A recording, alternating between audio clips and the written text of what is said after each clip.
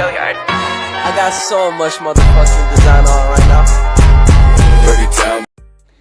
Bismillahirrahmanirrahim. Assalamualaikum warahmatullahi wabarakatuh.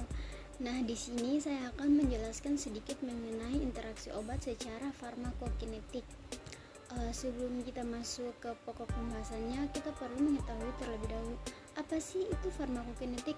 Nah, farmakokinetik itu merupakan suatu ilmu yang mempelajari tentang absorpsi, distribusi, metabolisme, dan juga ekskresi yang biasa disingkat sebagai ADME. Untuk definisi singkatnya, farmakokinetik itu merupakan pengaruh tubuh terhadap obat. Nah, pada slide kali ini saya akan membahas tentang proses dari ADME. Ini merupakan bagian dari proses ADME. Agar suatu obat itu dapat mencapai jaringan tubuh tertentu, maka harus diabsorpsi di dalam darah. Proses ini disebut dengan proses absorpsi atau penyerapan. Setelah obat itu terabsorpsi, kemudian aliran darah itu akan membawa obat ke jaringan tubuh. Pada proses ini disebut dengan distribusi.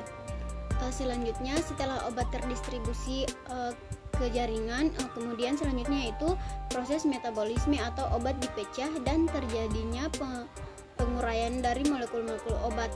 Pada proses ini terjadi di organ hati. Nah, setelah obat itu termetabolisme di dalam hati, proses selanjutnya yaitu ekskresi. Proses ini dimana setelah enzim hati menyelesaikan pekerjaannya, maka akan mengalami tahap akhir atau disebut dengan ekskresi.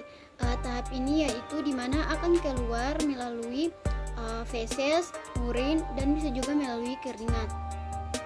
Obat itu juga berinteraksi dengan reseptor dan menimbulkan respon terapi ataupun respon toksis. Kinetika obat itu dapat diperhitungkan dengan menggunakan model matematik sederhana. Nah, selanjutnya yaitu konsep metabolisme obat. Obat itu dieliminasi dari tubuh itu terbagi menjadi dua. Yang pertama yaitu obat dalam keadaan utuh atau dari obat induk atau disebut dengan proses ekskresi. Nah, yang kedua itu dalam bentuk metabolit atau metabolisme biotransformasi. Selanjutnya itu reaksi biotransformasi terdiri atas dua fase, di mana fase pertama itu fungsionalisasi atau oksidasi, reduksi, dan hidrolisis, dan yang fase kedua itu biosintetik atau konjugasi. Adapun tempat biotransformasi itu terbagi menjadi dua. Yang pertama itu terutama itu terjadi di hati, dan yang kedua itu sebagian kecil di organ lain seperti ginjal, otot, usus, bahkan plasma.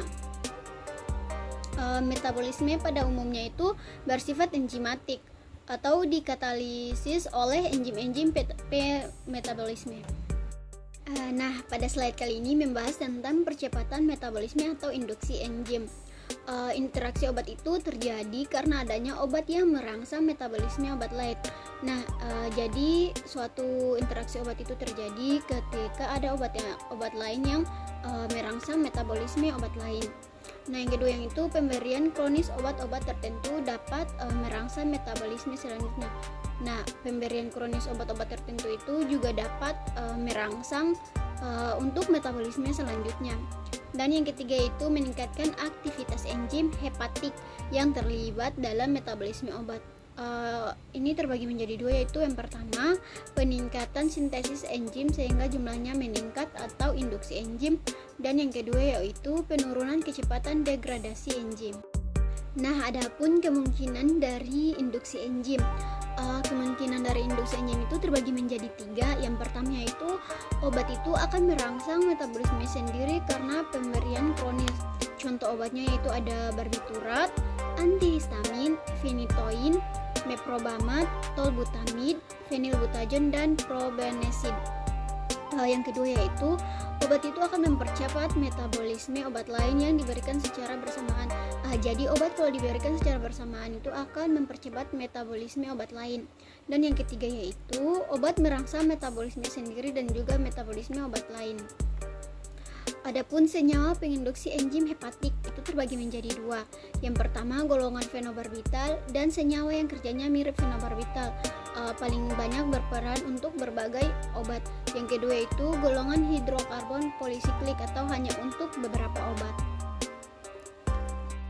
Nah, itu saja video presentasi dari saya mengenai interaksi obat secara farmakokinetik. Saya berharap apa yang saya sampaikan dapat bermanfaat. Saya akhiri dengan wabillahi taufiq wal hidayah. Wassalamualaikum warahmatullahi wabarakatuh.